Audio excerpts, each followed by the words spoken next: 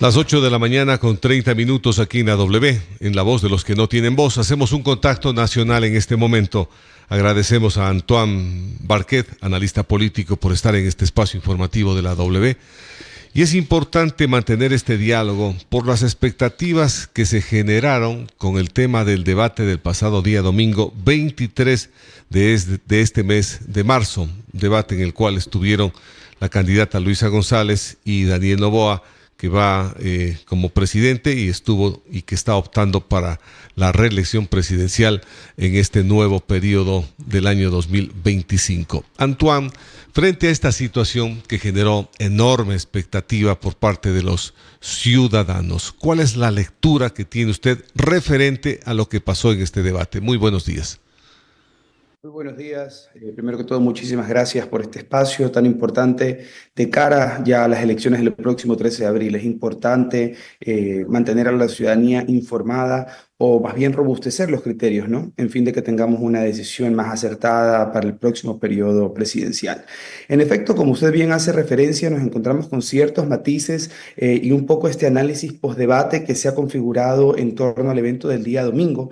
Entendemos que si bien el debate es un ejercicio obligatorio, es un ejercicio democrático, vemos o pareciera ser es el reflejo de que ciertos partidos lo consideran más bien como un bastión para generar aún más polémica, aún más caos, aún más incertidumbre en el país. Un debate debería ser configurado como un espacio para la propuesta realmente de ideas, pero la configuración en la que los candidatos, en este caso con ciertos matices, vuelvo y repito, se desconfiguran, ¿no? O sea, se trastoca un poco la lógica y la naturaleza de un espacio en el que se deberían de escuchar cuestiones tan delicadas para el país como lo que tiene que ver con seguridad, como lo que tiene que ver con educación y empleo. Exactamente, un debate donde los ciudadanos teníamos la enorme expectativa de encontrar propuestas. De hecho, existieron algunas propuestas, pero creo que prevaleció mucho más el tema confrontativo de lo que el pueblo quería obtener como respuestas. Hay cosas como estas, por ejemplo, temas como el desempleo en el país, el tema económico, el tema de la inseguridad, tema educativo, tema salud, que no tuvieron una profundidad de debate que debería haberse expuesto dentro del mismo. ¿A qué aduce usted que esto no fue fortalecido en este debate? Mire, yo creo que realmente en el Ecuador, o sea, vamos a, digamos, desde una visión mucho más macro, ¿no? En el Ecuador no existe una cultura de debate. Y aquí usted no me dejará mentir. ¿Cuándo nosotros escuchamos acerca de un debate? Dígame. Nunca, únicamente y expresamente en los periodos electorales de cara a los candidatos, en este caso, presidenciables y vicepresidenciables. Entonces, es importante entender que como origen, como parte de la formación del ciudadano ecuatoriano, primero no entiende que es una contrarréplica, no entiende en muchos casos que es una respuesta abierta, una respuesta cerrada, no entiende realmente el objetivo de este espacio. Yo creo que eso digamos, de manera general. Segundo, vivimos en una ciudadanía, vivimos en un mundo cada vez más digitalizado, más contraído por las tecnologías, como bien lo sabemos, que hoy por hoy, ¿qué es lo que esperamos? Los memes, los videos, no voy a ver, luego veo en redes, luego veo en X. Entonces, ¿cómo se configuran estos espacios? Como, ¿qué vamos a obtener? ¿Qué vamos a poder sustraer de este encuentro? Que indistintamente sean propuestas o no hayan propuestas, para que luego estas cuestiones queden en el imaginario de la ciudadanía. Y eso es precisamente deplorable, es vergonzoso. Cuando el Ecuador, como usted bien lo dice, tiene muchísimos problemas, por ejemplo, y uno de los que no mencionó, el tema de la seguridad social, ¿no? Cuando ya es un tema que sabemos que durante este año va a ir poco a poco retomando mayor profundidad.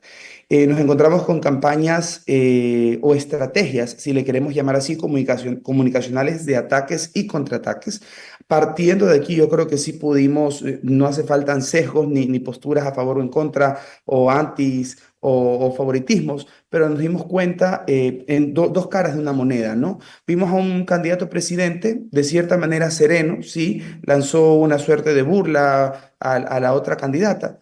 Y luego también vemos del otro lado a una candidata presidencial bastante alterada en una pérdida de este recurso físico, de los cuadros, de las hojas, que también todo eso es importante que analicemos, el lenguaje no comunicacional. Y vemos que de pronto empiezan a salir cuestiones que a los ecuatorianos no nos importa. No nos importa porque no aviva el debate. Vemos el tema, por ejemplo, antidoping, acusándose de, en este caso, de- del uso de estupefacientes, sustancias sujetas a control. Vemos el tema del involucramiento con la familia, con el tema de mujeres, o sea, cuestiones que pueden mover, digamos, que son más viscerales, pero que, nuevamente, repito, no están enfocadas al objetivo de esa conversación. Aquí aborda un tema usted, Antoine, muy importante, el lenguaje no comunicacional, pero que dice mucho. Por ejemplo, vestimenta de un Y candidato, vestimenta del otro candidato, cómo se para, cómo va vestido. ¿Qué es lo que vio usted ahí? mire, y aquí me permito regresar un poco a una de las respuestas que le acabo de dar. ¿Usted cree que el común denominador de los ciudadanos, ya preparado, formado sobre lo que es un debate, conoce lo que es la comunicación no verbal? ¿Entiende? ¿Traduce e interpreta lo que es la importancia de estas cosas? No, porque lamentablemente el Ecuador no vive una cultura de debate, solamente para reforzar esa idea. En efecto, vimos dos posturas completamente diferentes. Vemos que Luisa en este caso usa el recurso de los lentes, que como usted sabe se mueve bastante en redes sociales. Entonces es un elemento distractor y disuasivo que forma parte, digamos, de su presentación. Vemos a un presidente bastante mucho más relajado, guardando de cierta manera la formalidad. Vemos el tema de las mañas, como si queremos decirlo así, ¿no? Las mañas, el tema del pelo, movimientos de pelo, en este caso eso suele interpretarse como un tema de nerviosismo, un tema de no saber. Cuando uno se vuelve muy kinestésico, el uso de las manos, esto se interpreta como una señal de nerviosismo, de no poder manejar la situación. El tema de los recursos, cuando los recursos gráficos que también fueron utilizados durante el debate se nos pierden, se nos desordenan, quiere decir que también hay una suerte de nerviosismo, de incertidumbre o de preocupación en la persona. Vemos en algunos casos también hay otras manifestaciones como risas nerviosas, vemos el tema de la vestimenta, como bien usted hace referencia, y vemos también mucho el tema ¿cómo se dice? Más allá de la comunicación no verbal, de cuáles son las estrategias y de estas frases como publicitarias que buscan posicionarse en el imaginario de la gente, como por ejemplo, Novoa no, y tenía hasta un cantadito, si usted lo recuerda, Novoa no. O sea, todas esas cosas que nosotros podamos pasar como superfluas, superficiales y no importantes, realmente son concebidas con la lógica de permear o de llegar más a la ciudadanía. La otra parte también dentro de esto, en un debate complicado bajo el formato. ¿Qué le pareció el formato que se aplicó ahora? Mire, yo le voy a ser muy sincero. Tengo muchos colegas analistas políticos, periodistas, internacionalistas que cuestionan el formato del debate. El formato del debate no es el incorrecto. Y existe una falsa sensación de que este debate fue mejor o más fructífero que el anterior, pero realmente no va por ahí. Va por la cantidad de candidatos de los que tuvimos la oportunidad de procesar, de escuchar información. Vuelvo a reforzar la idea principal. En un país donde una cultura de debate, de escuchar, de procesar información, de analizar e interiorizar, ¿cuál va a ser un escenario mucho más favorable? Donde tenemos a dos candidatos, donde tenemos a 14, 13 candidatos. Entonces son estos elementos los que precisamente hay que fortalecer todavía y que de una u otra manera se podría criticar, vuelvo a repetir el formato, pero el formato responde a criterios internacionales. En el Ecuador no estamos inventándonos el agua tibia. Simplemente podríamos decir o podríamos concluir que el debate presidencial de la segunda vuelta fue un poco más digerible. Digerible porque solo escuchamos a dos candidatos. Ahora, ¿cómo interpretar el tema o qué lectura se quiso dejar en este caso por parte de la candidata González cuando pide hacer una prueba antidoping al final del debate? La verdad, como ecuatoriano, no entendemos o qué mensaje es el que quiso dejar a la población. Mire, yo considero que realmente se cruzaron ciertas líneas rojas, me arriesgaría a llamarlo así, durante el debate, más en este caso por parte de la candidata Luisa González. Precisamente quiero hablarles con propiedad acerca de qué es el antidoping y quiero referirme a términos puntuales, digamos, o técnicos, ¿no? El antidoping al final del día es una prueba que por lo general es conocida porque es una prueba de drogas, que por lo general en el mundo en el que vivimos es más conocida en el tema de los deportistas, para mejorar su rendimiento, tener un cierto nivel de concentración, de procesamiento. Que una candidata a la presidencia de la República haya enfocado su conversación o haya traído a relucir cuestiones que, vuelvo y repito, no suman, no restan, como aducir o sugerir que en este caso el candidato a presidente, y que al final del día es el presidente de la República, se encuentra bajo los efectos de alguna sustancia estupefaciente, yo creo que es bastante acelerado y bastante delicado. Eso fue a lo que quiso llevar la conversación, eso fue en lo que ella decidió versar la conversación, sugiriendo, recordará también más allá del tema antidoping, y ya hay un comunicado y me parece realmente excelente, porque todos tenemos cierto tipo de una otra manera, aunque no queramos evidenciarlo, la ciudadanía, el pueblo, todo el mundo, grandes figuras, por ejemplo, como Elon Musk, tienen ciertos trastornos de conducta. También ella habló de los trastornos conductuales, que en este caso no existe ninguna aseveración si el presidente los tiene o no los tiene, pero hay una carta, digamos, de un colectivo, porque precisamente el discurso de la candidata González trató de ser más ofensivo que propositivo. Y ahí es donde nos encontramos con un problema medular, porque la pregunta es, ¿realmente queremos a alguien con esas características en el sillón de Carondelet? ¿Realmente queremos a alguien con esas características atendiendo a la prensa, con el manejo, con ese tipo de tratamiento a la ciudadanía, con ese tipo de tratamiento a sus ministros, a su equipo, a todo lo que la rodea? Entonces, es importante identificar este tipo de alertas o de banderas rojas. El sugerir una prueba antidoping me parece bastante arriesgado. Meterse con la hija al final del día de un candidato a presidente también me pareció algo bastante delicado e incongruente.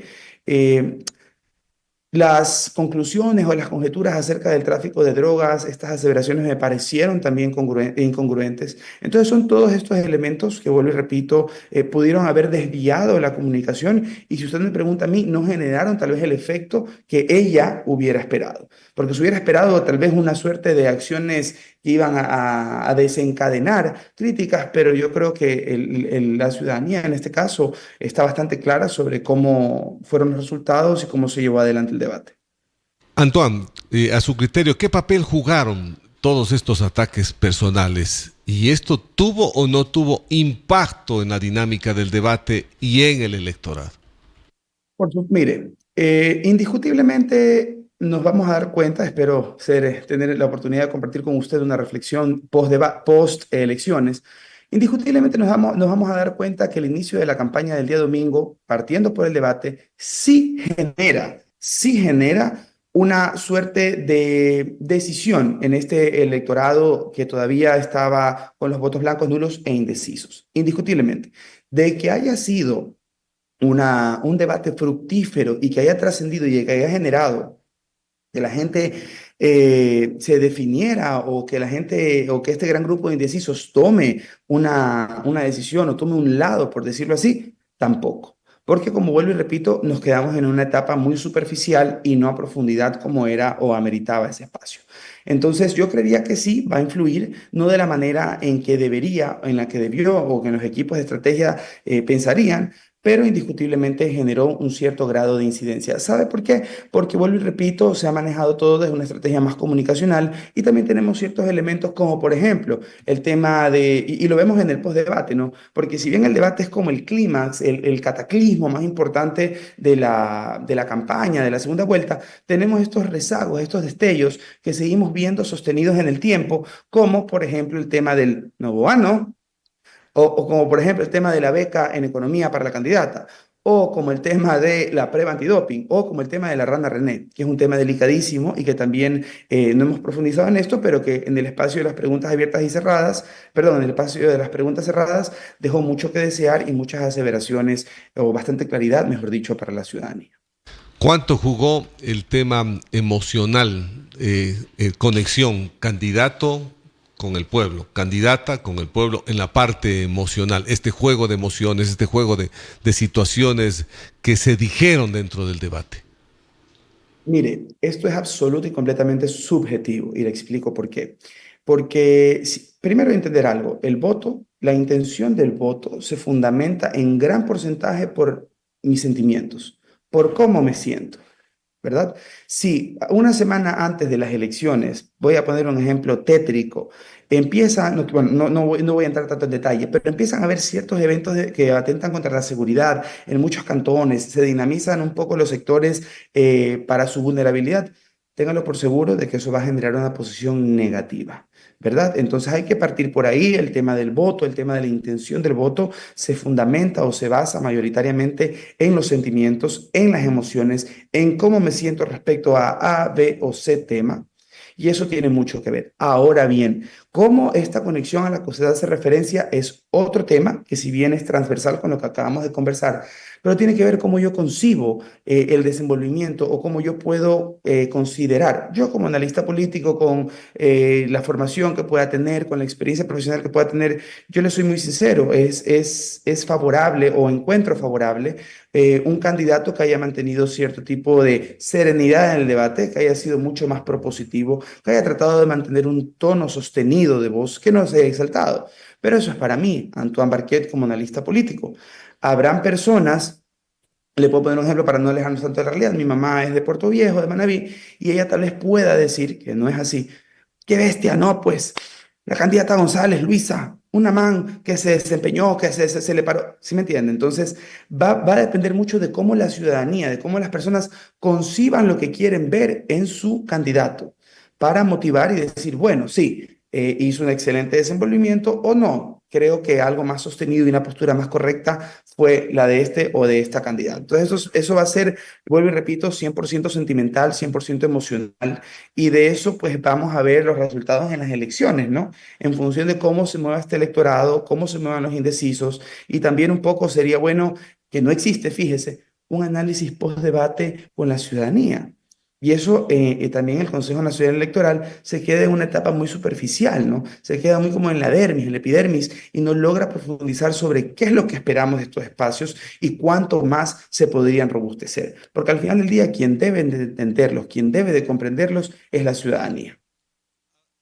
Antoine, ahora, esto cambia después del debate. Cambia de pronto, yo tenía una decisión por el candidato A o el candidato B, cambia mi decisión, no cambia. Y la otra parte, ¿afecta a los votos indecisos para una toma de decisiones este debate o más bien el post-debate? Esta guerra de memes, que es lo que hemos visto, porque hay una guerra de memes en los actuales momentos para una toma de una decisión. Los equipos estratégicos no son tontos. Se dan cuenta que efectivamente esa estrategia de memes, esta guerra de memes a la que usted hace referencia, es la que realmente cala en la ciudadanía. Si bien sí puede haber, si bien el debate indiscutiblemente motivó ciertas posturas sobre, bueno, yo voté en esta vuelta por tal y ahora voy a votar por tal o voy a referir a mi voto, esta gran masa de indecisos también va a considerar y también va a verse motivada por lo que escuchó en el debate. Hay gente que terminará desencantada y desenamorada, como también sabemos que existe esta corriente de personas que ya no les interesa, es normal también, es parte de una democracia saludable, y que seguirán con esta tendencia de voto o seguirán perteneciendo a este grupo de indecisos. Pero de que indiscutiblemente el debate sirve como un insumo técnico de análisis crítico para la toma de decisiones, es así, es una afirmación. Lo veremos, obviamente, pues ya con los resultados después del domingo 13 de abril. Los equipos de comunicación de cada uno de los candidatos, previo al debate, debían haber hecho un amplio análisis de qué es lo que va a pasar, qué va a producir el debate y qué va a producir el postdebate. Y lo que usted acababa de mencionar, Antoine, a mí me parece que las estrategias han jugado bastante, incluso en el debate que se produjo con 16 candidatos en la primera vuelta electoral, que se traslada al escenario de los memes. Ahí fue una circunstancia diferente, en donde el actual presidente se mostró de otra manera, y eso también hizo que la tendencia cambie en el electorado. Pero más bien vemos que los escenarios y las estrategias comunicacionales no van a dar propuesta de trabajo, a tocar los puntos más complicados que tiene el pueblo ecuatoriano, que probablemente por esa falta de cultura nuestra no los vemos, sino más bien nosotros estamos apuntando a la campaña de los memes. El meme más impactante probablemente es el que llegó a mis sentimientos, y esto va a cambiar una decisión de voto.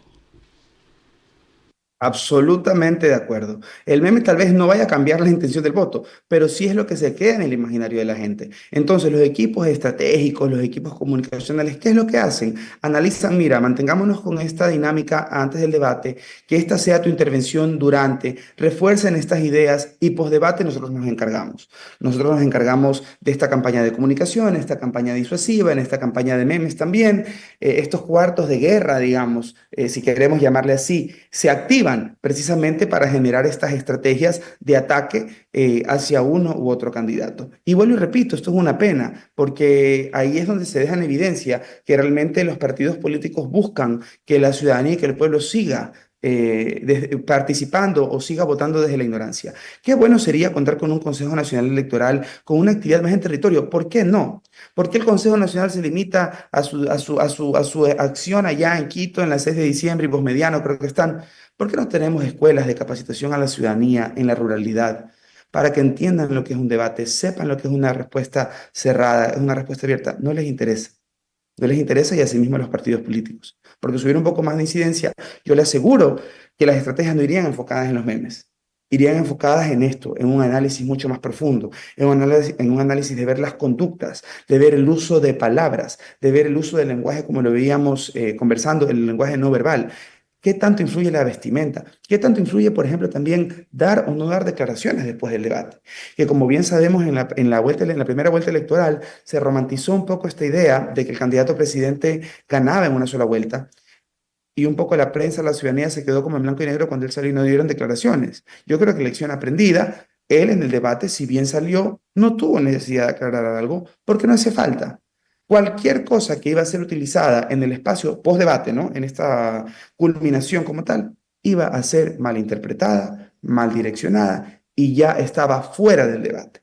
Más sin embargo, lo que me llamó la atención es que la candidata González, claro, tratando tal vez, voy a ser bastante subjetivo en este espacio, tratando tal vez de generar cierta ciudadanía, se dio más bien como una oportunidad para aclarar de las muchísimas incertidumbres con las que nos quedamos el pueblo ecuatoriano. El tema de reconocer, por ejemplo, un régimen dictatorial como el de Nicolás Maduro, yo creo que también levanta unas alertas. Repito, no creo que haya sido un debate de altura, creo que nos quedamos con muchísimas expectativas, como usted indicaba al comienzo, pero sin duda alguna, sí creo que dejó en evidencia. Hay mucha gente que dice también en los memes, dice, nos quedamos en lo mismo. No, ese es un pensamiento mediocre, porque al final del día ese espacio sucedió, algo pasó ahí y nosotros de lo que sucedió y lo que vimos debemos de sustraer el sumo y entender qué es lo bueno, qué fue lo malo, qué es lo irrepetible, qué es lo que no podemos volver a tolerar, a dónde no podemos regresar. Entonces, más bien la invitación a la ciudadanía, al oyente, al radioescucha, a quien vio el debate es analizar y ver realmente con discernimiento cuáles fueron todas estas alertas que pudimos encontrar en este espacio.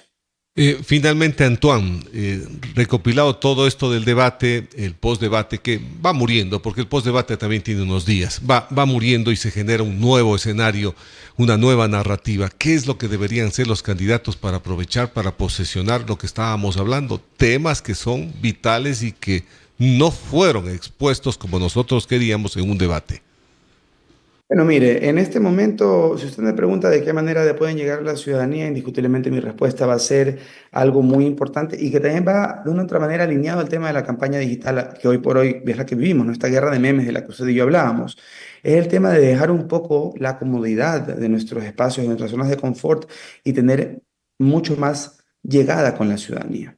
Claro, aquí el candidato presidente tiene una gran ventaja, que es que todavía tiene por sus funciones esta capacidad de estar cerca del pueblo, no tal vez de puerta a puerta, pero sí en actividades propias del gobierno que hoy por hoy lidera.